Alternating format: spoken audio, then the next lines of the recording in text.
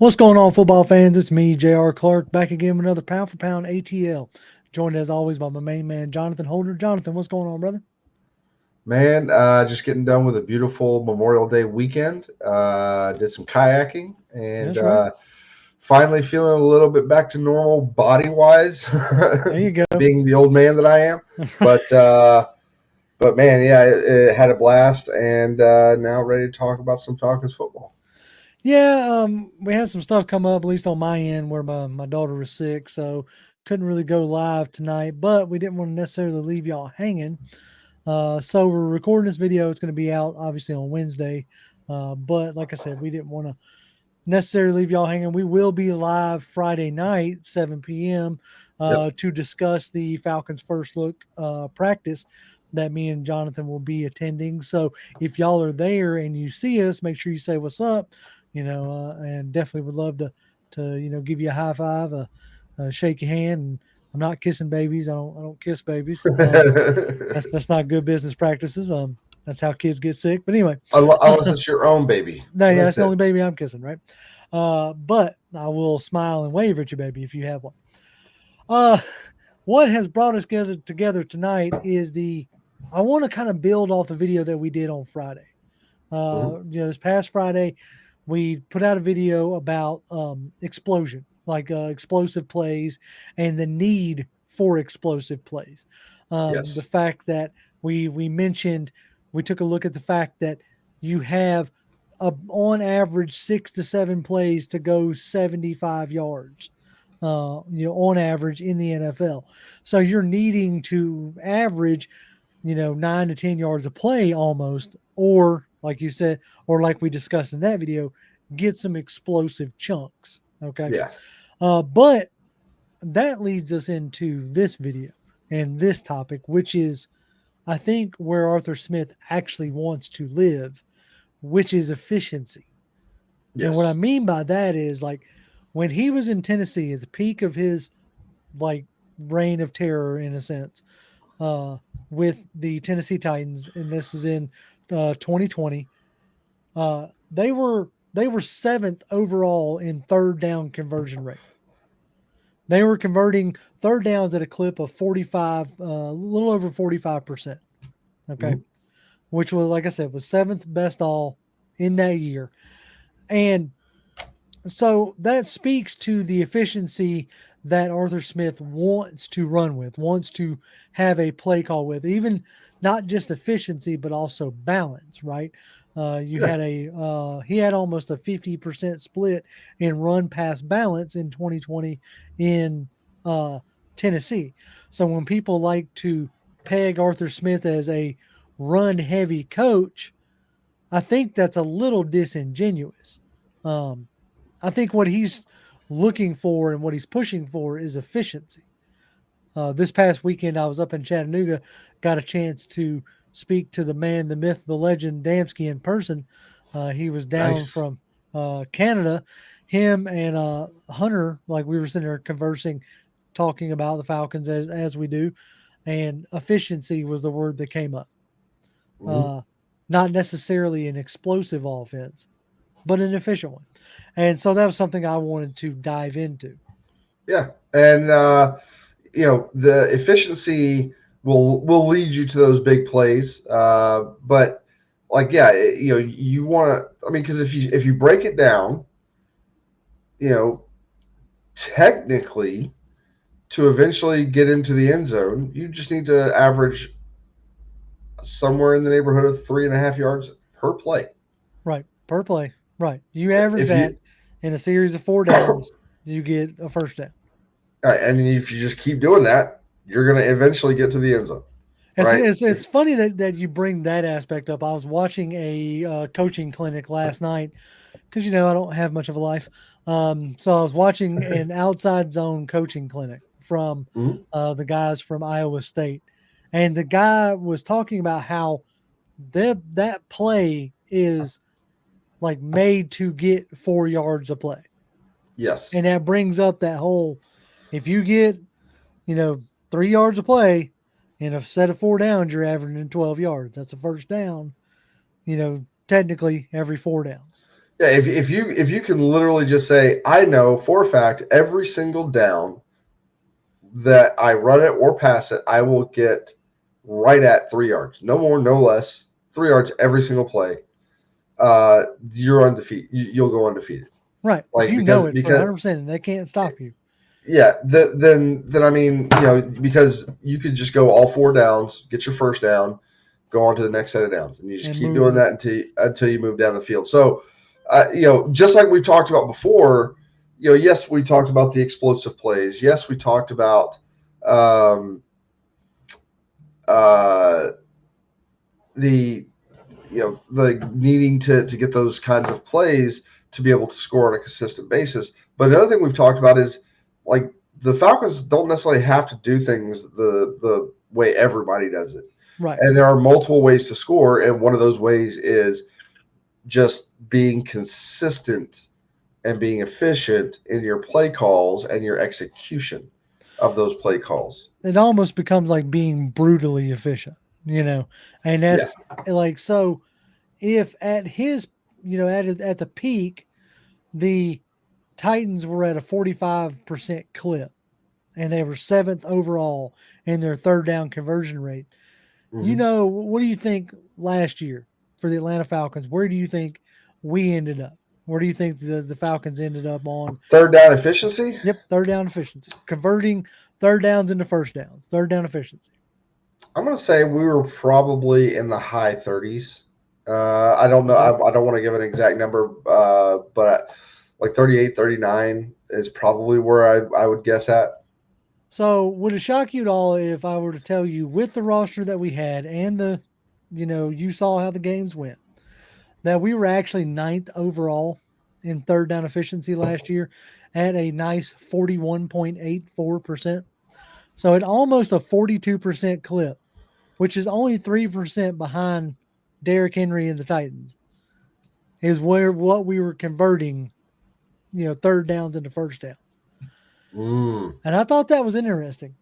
Now, Yeah. the part that I thought was even more interesting is I wanted to look at what was the amount of first down conversions. And what I mean by that is, how many times did we get a first down on a first down?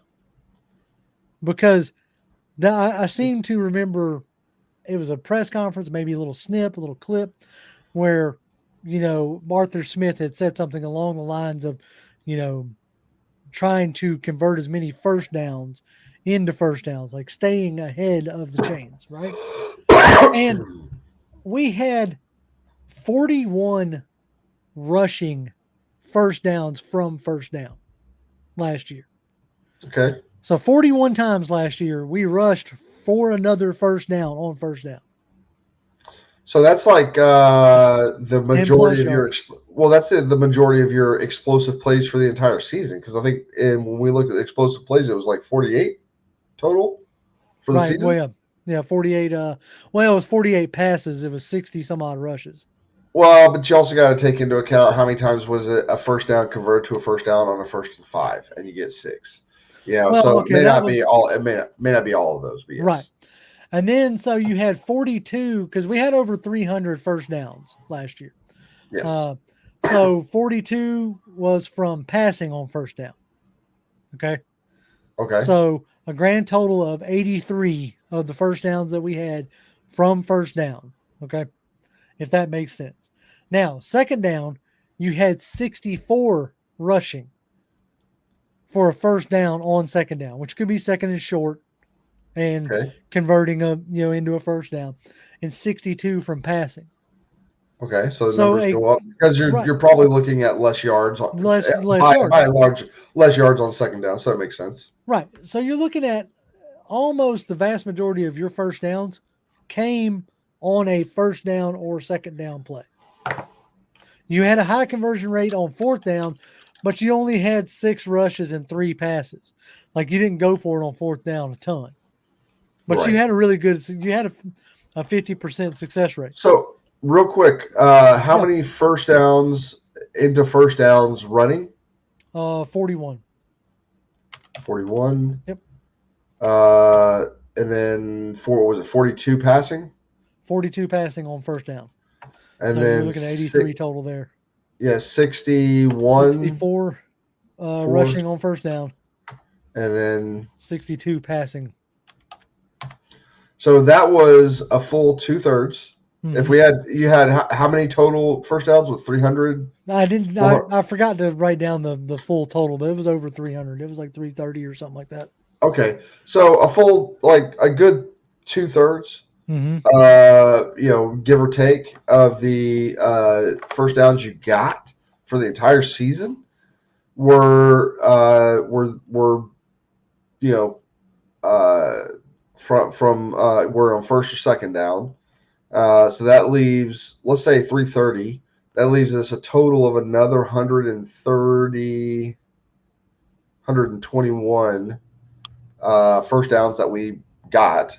Mm-hmm. And then so that's Yeah, because some if we came off of penalties, and another 82 come off of, on third down. So you had 82 third down conversions into first down, which is what yeah gave you the 7th overall. So, needless to say, we were pretty efficient last year with the roster yeah that we had at converting and getting first downs. Now, converting those into scores, a little bit of a different ballgame. But, yeah they were still pretty efficient. Now, the part that I found really interesting is that uh, Ritter accounted in his 4 games, Ritter accounted for 37 first downs in 4 games. So if you take that number out, right, and you take that out to 17 games, hmm same pace. We're not saying he gets any better, not saying he gets any worse. Same game, same pace. He would account for 157 first downs. yep Now, to be fair, I wanted to 150 take 157.25 to be exact. to be exact. Uh, Mariota, on the other hand, he accounted for 111 first downs in 13 games. So Oof. extrapolate that out, right? We're going to extrapolate that out into a 17 game season. That's 145 first downs. Mhm. So you see that uptick in efficiency Yep. with Ritter in, and that's saying they kept the same pace, right? This is a rookie versus a vet. Yeah. And the rookie had an uptick in efficiency.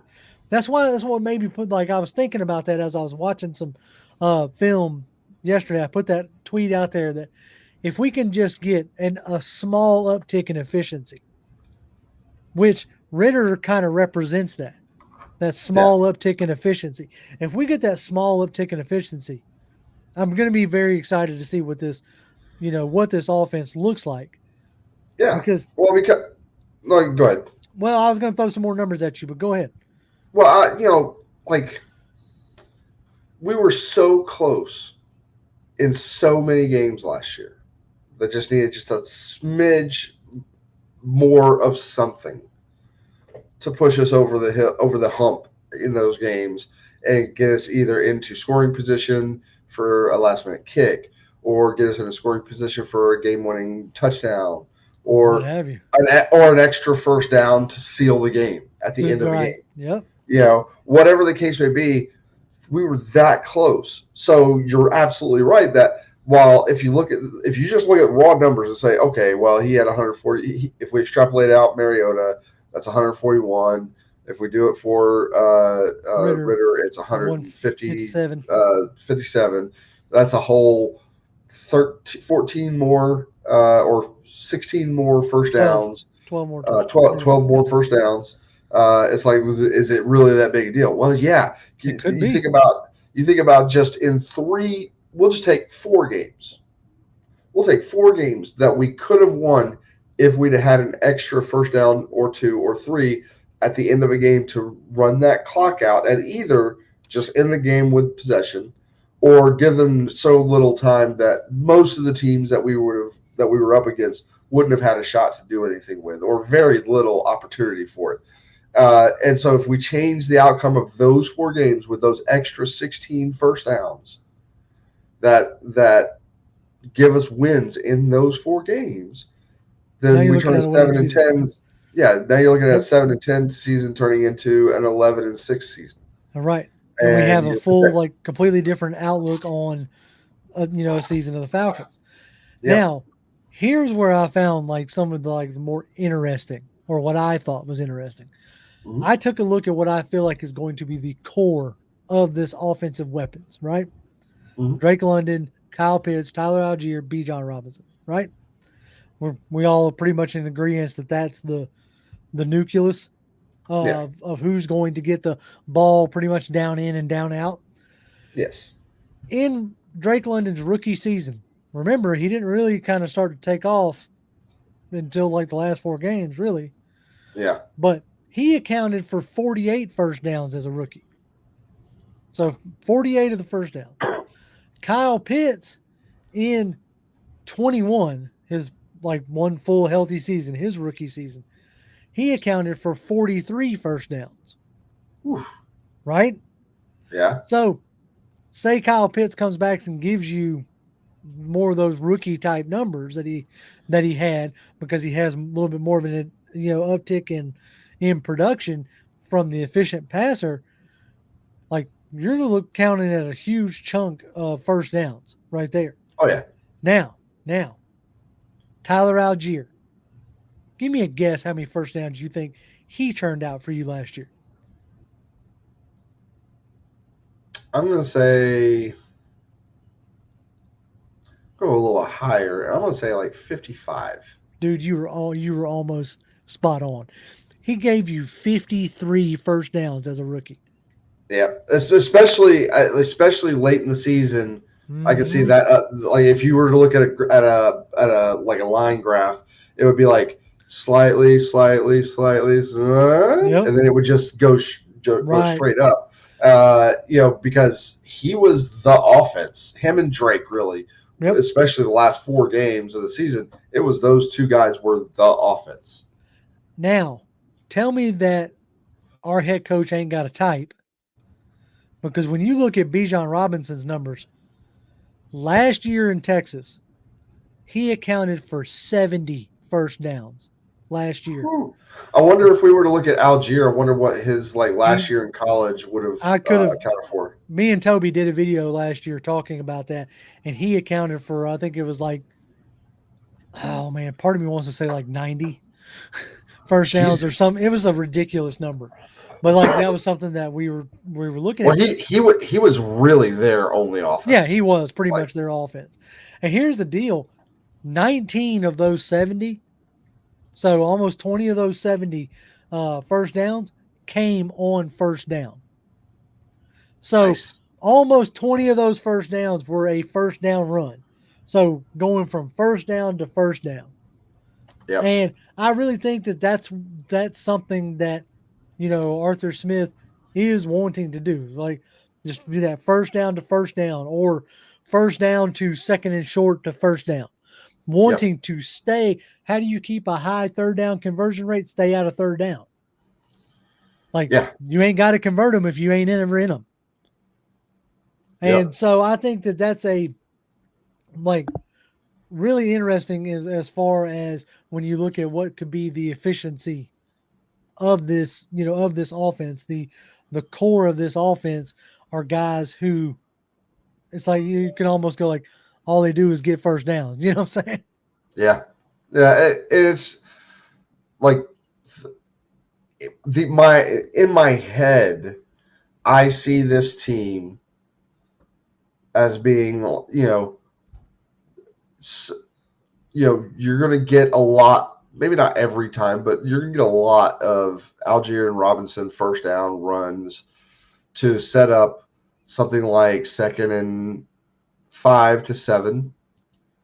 You're probably going to get some explosive runs out of there, so you're going to get some conversions on first down, but you're going to set yourself up with a lot of like second and medium to second and shorts, and that's what's going to. And as long as you can stay in that mode, and again, if we look at just the last 2 years alone of Arthur Smith, well, I say alone, but just in his first 2 seasons, the thing that has really impressed me, probably more than anything else, has been the discipline of the team, and really that is uh, a marker of how well coached a team is. Mm, when they don't have a lot of penalties, when right. they don't shoot themselves in the foot and immediately go into 1st and 15 or 1st and 20 with holding penalties. It's going to happen, but you try to keep that down to a minimum, Right. and You they got, did yep. generally.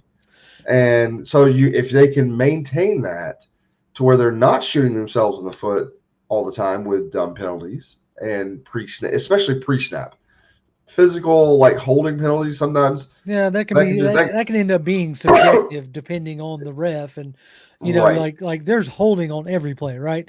It's just, Yes. is the ref going to call it or not?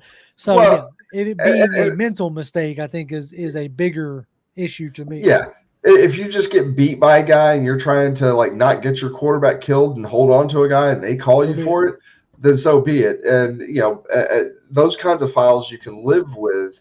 You want to try to keep from having that happen too often, but you can live with those fouls. The ones that'll drive you nuts are the false starts, just the misalignment penalties. Yeah, Those tight kinds of end, things. covered, uncovered kind of thing. The mental mistakes, and Yeah. another aspect that you can think about when you are brutally efficient on first and second down, and you're Hmm. staying out of third down, you're also keeping the playbook wide open. And Hmm. now you're being even more, it lends into the deceptive nature of the offense that we run with all the motions and misdirections and, well, more motions than anything else, is that you then get to where when you have a coach that will pass out of heavy sets Yep. with multiple tight ends, he don't mind passing it out of those or running it out of those. If you're staying efficient in first and second down, that allows you to, be able to call whatever you want to call and keep the defense on its heels and keep the defense guessing, which again adds into the total philosophy on offense. Why do you think San Francisco is so successful? Right. Shanahan in general, like when things are going right for Shanahan, he's running or doing like a tunnel screen or a little hitch route or a speed out or something like that on first down to get you like 3 to 5 yards. Yep.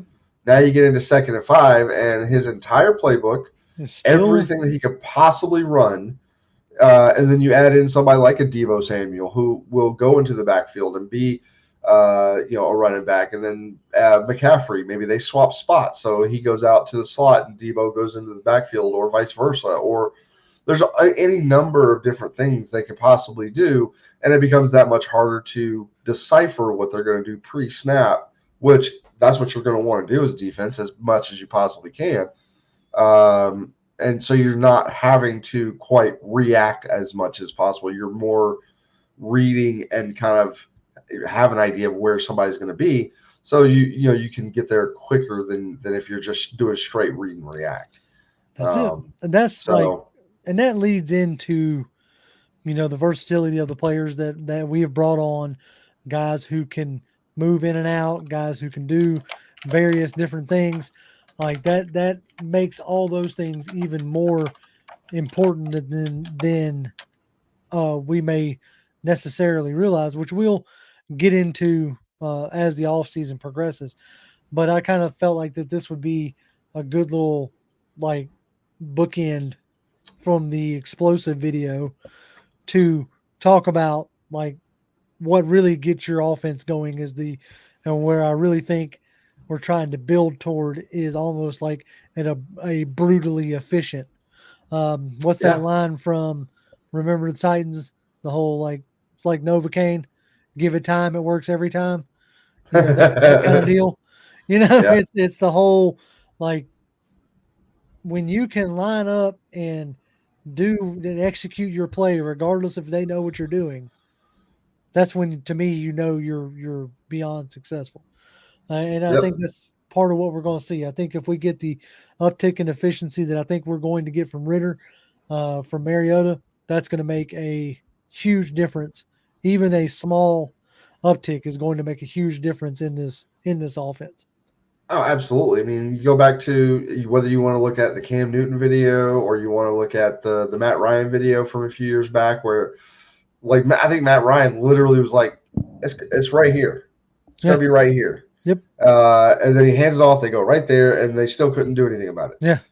Like if you can get into that part of the game where like literally you can tell somebody this is what we're going to do, and you can still execute it and get positive yards out of it, and or even explosive yards out of it. I mean, once you're there, the whole world is your oyster. You can do whatever you want. That's it. And yeah, I'm this is probably I was excited last year because I wasn't sure what was going to happen because of Mariota the and all that jazz. roster. Yeah. Yeah, I wasn't sure exactly what was going to happen. So seeing seeing us come into this year with Ritter, with Bijan Robinson, with hopefully Pitts coming back healthy and kind of getting back to where he left off from his rookie season, maybe not last season. And then Drake London, second year. All that. Johnu Smith coming back to the coach that made him the big ticket item that he was. That's right. Just there's so much, and then Mac Hollins and Scotty Miller, those guys. Yep. Like all Tyler Algier's coming back, and it'll be his second year. And he can hopefully if everything aligns like it's supposed to, hopefully he's not run into the ground. He's not taking 300 carries in a season. He's taking like 2 or 220. And Bijan's taking 220, and we're just running people into the ground. That's what we want. That is exactly what we want. Just pound them into the dirt, and then when they're just about tired of that, hit them over the top with the big plays. Yep. And if you're able to successfully execute that more often than not, then you're going to win a lot of games. Yep. And like I said, we're going to get our first look at them on Friday down at the Benz. So I am looking forward to that. Yeah. So again, if y'all are in the building and y'all see my crazy self or Jonathan's debonair self walking around, definitely come up and say hello. Give us a handshake. I will be wearing my pound for pound hoodie. Yeah, I'll probably bare minimum. I know I'll be wearing his hat. I may be wearing my T-shirt, but we'll see how it all goes. I may wear the hat, but man, having to wear that hat for 3 hours. Yeah, no, that's a small. Man, I actually have a ginormous noggin. Apparently, that's what my wife keeps telling me. It's like I got a big ass head. So, that's what she said, right? There you go. All right. As always, y'all can follow me on Twitter. I'm at Grimm1128, GRIMM1128. Jonathan? At Jonathan M. Holder. Come by, say hi. That's it. As always, Falcons fans, rise up. Rise up.